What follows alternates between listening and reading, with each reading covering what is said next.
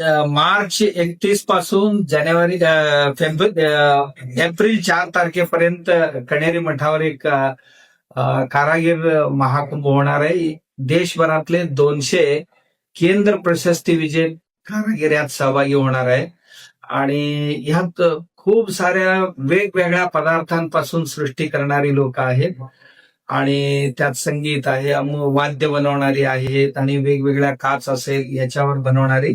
तर हे एवढ्यासाठीच आयोजित केलेलं आहे की यातून नव्या पिढीने काहीतरी शिकावं आणि ते पुन्हा ते स्वतः एक एंटरप्रेनर बनावं, म्हणजे मेक इन इंडियाला एक बळ मिळावं, हा त्यामागील हेतू आहे. म्हणून बचत गटाची महिला असतील, स्कूल कॉलेजेसचे विद्यार्थी असतील, बेरोजगार युवा युवती असतील आणि त्यांना हे खूपच उपयोगी राहणार आहे.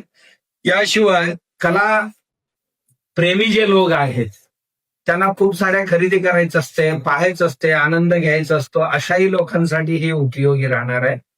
आणि संध्याकाळी दर दिवशी 6 ते 8 या कालावधी सांस्कृतिक कार्यक्रम सुद्धा आहेत, ज्यामध्ये वेगवेगळ्या वाद्यांची स्पर्धा ठेवलेली आहे. आपण हलगी वादन आहे, डोल वादन आहेत, धनगरी ओव्या आहेत आणि त्यानंतर सकाळपासून रात्रीपर्यंतची आमची मराठी संस्कृतीची जे कार्यक्रम आहेत ती आहेत आणि दशावतार सारखे नाटक सुद्धा आपण जे कोकणात होतात आपल्याकडे बोलवले त्यांना त्याही होतील.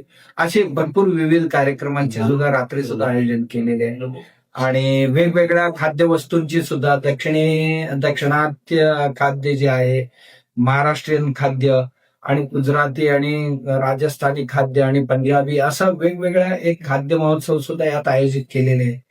या सर्व कार्यक्रमाचा लाभ सर्वांनी घ्यावा अशी मी सर्वांना विनंती.